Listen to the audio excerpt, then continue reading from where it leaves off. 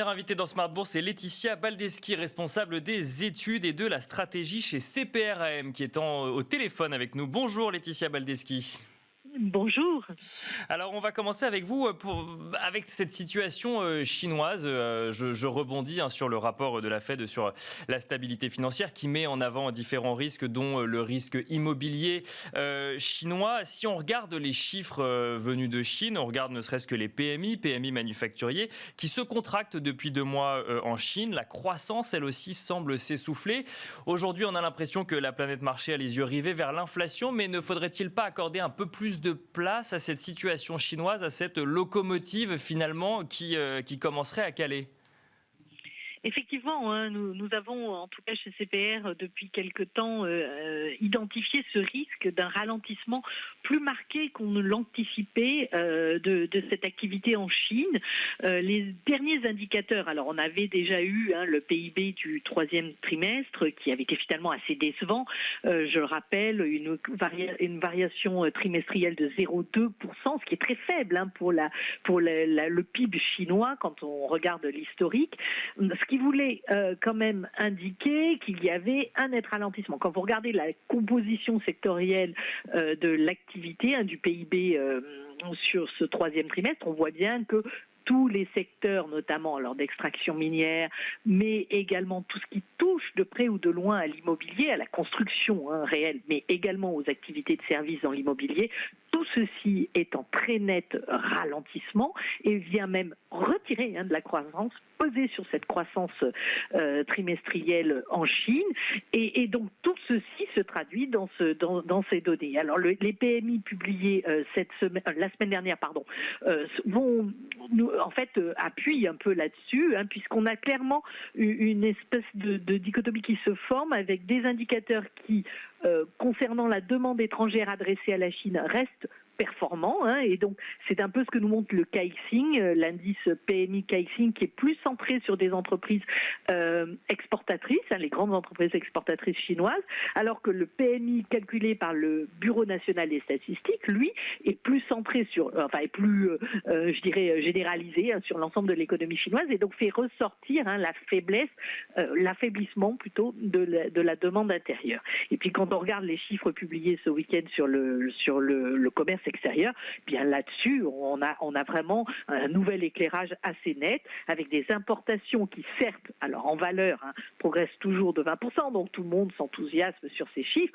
mais quand on enlève l'effet prix et qu'on regarde les volumes importés, notamment de matières premières, eh bien on voit ces volumes se contractent. C'est notamment le cas pour le pétrole brut, c'est encore plus le cas, je dirais, pour le minerai de fer, pour le cuivre. Donc on voit bien qu'il y a cette problématique de la dynamique d'activité en Chine, alors même que les exportations restent assez soutenues parce que la demande mondiale est encore assez forte, notamment pour tous les biens dits Covid liés à l'aménagement des intérieurs ou l'équipement sanitaire. C'était effectivement ma question, c'est qu'effectivement, donc on voit ces exportations qui continuent à progresser, mais ce que vous commenciez à nous dire, en fait, c'est que ça reste dans la dynamique de pandémie, et donc c'est bien que la Chine a exporté durant la crise, mais qu'il faut faire attention parce qu'il n'y a pas eu de renouvellement de commandes d'autres biens, en fait, ou de transition.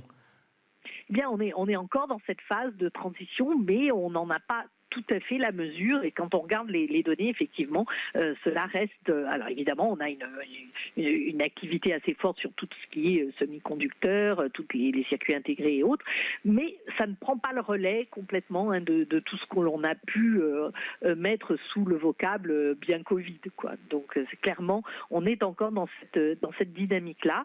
Alors il va falloir surveiller avec attention ce qui se passe en Chine, et notamment tout ce qui peut toucher à une éventuelle crise de l'énergie. On en parle beaucoup pour l'Europe, avec notamment la faiblesse de l'approvisionnement en gaz en provenance de Russie ou d'Algérie, mais la Chine fait face également à une problématique d'appauvrissement en termes d'énergie qui est assez forte, et qui a même été jusqu'à créer des fermetures ou provoquer des fermetures d'entreprises sur le mois d'octobre. Et donc on va voir si cela perdure chiffres sur la fin de l'année, clairement, on a un message qui n'est pas tout à fait rassurant en la matière. Et quand on regarde typiquement sur les chiffres publiés ce week-end, les importations de charbon ou de gaz liquéfié, eh bien, elles s'explosent. On parle de 96% de hausse de volume de charbon importé, ce qui est considérable sur la Chine, alors que la Chine était historiquement un pays qui,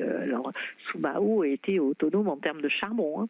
Mais donc en fait on a des exportations qui progressent, mais de l'autre côté des usines qui ne peuvent pas fonctionner à plein régime parce qu'elles sont obligées de fermer, où il y a des coupures d'électricité. La Chine qui a annoncé il y a quelques semaines rouvrir ses centrales à charbon, des importations de charbon multiplié par 2 du coup sur le mois. Qu'est-ce que ça veut dire? Ça veut dire que là en fait on a ça cale entre guillemets, c'est-à-dire qu'il y a encore une demande extérieure qui est forte, mais la Chine a du mal à délivrer à cause justement de ces flambées des prix de l'énergie. Tout à fait, tout à fait. En fait, la problématique de la Chine est très claire, c'est qu'ils voulaient commencer à fermer, ils ont commencé à fermer tout ce qui était très polluant en termes d'activité, donc beaucoup d'usines à charbon, des anciennes qui polluaient beaucoup. Je pense qu'ils préparaient un peu leur arrivée pour la COP26, enfin ça rentrait aussi dans leurs engagements, puisqu'ils visent à la neutralité carbone d'ici 2060, donc il fallait commencer à montrer un peu la bonne volonté chinoise. La problématique qu'ils ont, c'est que quand on ferme le charbon, il faut bien qu'il y ait d'autres sources d'énergie, et le reste n'a pas été à la hauteur. Alors évidemment, il y a eu une mauvaise conjonction, on va dire, avec des problématiques de météo qui sont venues compliquer la donne, notamment pour toute la production de l'énergie par éolienne, et donc on s'est retrouvé avec ces pénuries d'électricité. Alors elles sont en plus renforcées parce que vous avez en Chine un prix de l'électricité sortie d'usine qui est administré et fixé par l'État, qui est très faible, ce prix de revente de l'électricité. Et pour les entreprises qui font face à un surcoût majeur en termes d'approvisionnement de charbon ou de gaz, eh bien, il n'est pas rentable pour elles de fournir l'électricité. Donc elles ferment tout bonnement, et donc ferment l'approvisionnement pour tout un pan du secteur manufacturier chinois, donc des faiblesses dans tous les indicateurs dont on dispose à aujourd'hui. Un mot de la demande intérieure en Chine, c'est un sujet qui tient à cœur à Xi Jinping. On le rappelait en introduction, se tient actuellement le plénum du Parti communiste qui devrait asseoir encore un peu plus l'autorité de Xi Jinping, et notamment son programme de prospérité commune qui vise à créer une classe moyenne plus conséquente et donc à booster finalement la demande intérieure chinoise. Est-ce que ces importations qui restent là en termes de volume, mais dont on voit finalement que c'est porté essentiellement par cette crise énergétique, montrent que cette demande intérieure, elle va être plus compliquée à installer que ce que Xi Jinping le voudrait? Oui, il me semble que c'est l'une des faiblesses actuelles de la Chine. On a bien vu post-crise sanitaire, post-fermeture, la difficulté des consommateurs à retrouver le chemin des magasins, tout bêtement parce que contrairement à ce qu'on a pu observer dans nos pays européens ou aux États-Unis, ou même dans certains pays émergents, je pense notamment au Brésil, où il y a eu un fort soutien aux revenus des ménages, il n'a pas été mis en place par les autorités. C'est encore un choix de politique économique.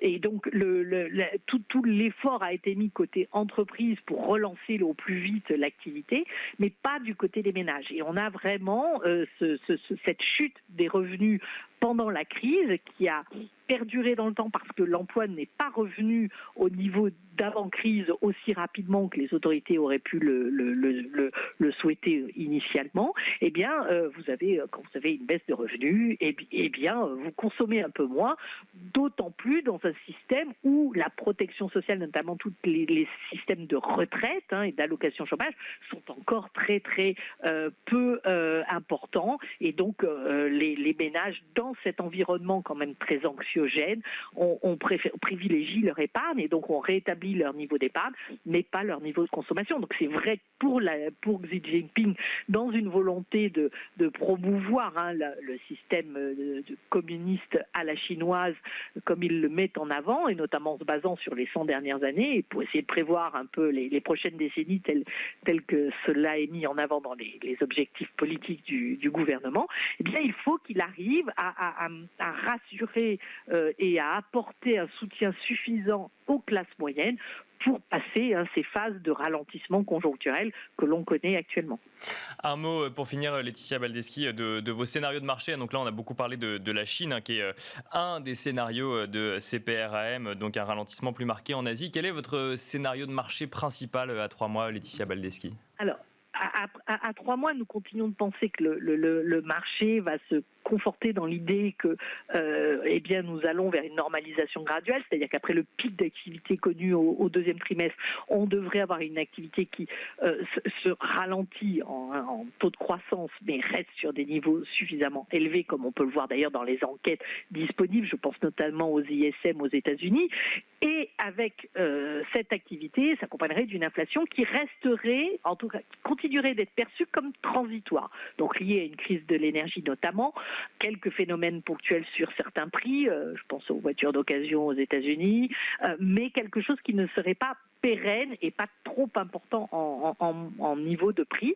Et donc dans ce contexte-là, à 3 mois, eh bien, on continuerait d'avoir une progression certes plus modérée des marchés actions et une normalisation graduelle des taux longs, un niveau de 1,80 sur le 10 ans américain à 3 mois nous semblait une bonne cible. Mais il n'en reste pas moins que nous avons un scénario de risque assez fort, probabilisé à hauteur de 35%, qui reposerait sur une accélération de cette inflation et un changement de perception du marché qui comprendrait que finalement cette inflation, elle va être plus importante et surtout plus pérenne, en tout cas moins transitoire que ne le laissent encore paraître en tout cas les discours des banquiers centraux. Et dans ce cadre-là, évidemment, c'est une conjoncture qui serait beaucoup moins favorable au marché actions et qui chuterait beaucoup plus fortement un peu partout dans le monde, avec des taux longs qui cette fois-ci montraient beaucoup plus puisque les banques centrales seraient obligées d'accélérer leur rythme de normalisation monétaire et d'accélérer notamment les discours en termes de hausse de taux. Donc ça, c'est vraiment pour nous le risque qui reste le risque principal. Le deuxième risque étant évidemment, comme on l'évoquait tout à l'heure assez longuement, celui qui repose sur la Chine et un ralentissement beaucoup plus fort qu'attendu. Bon, sur ce qui concerne l'inflation, en tout cas, on aura un peu plus d'éléments dès cet après-midi et dès demain. Merci beaucoup, Laetitia Baldeschi. Je rappelle que vous êtes responsable des études et de la stratégie chez CPRAM.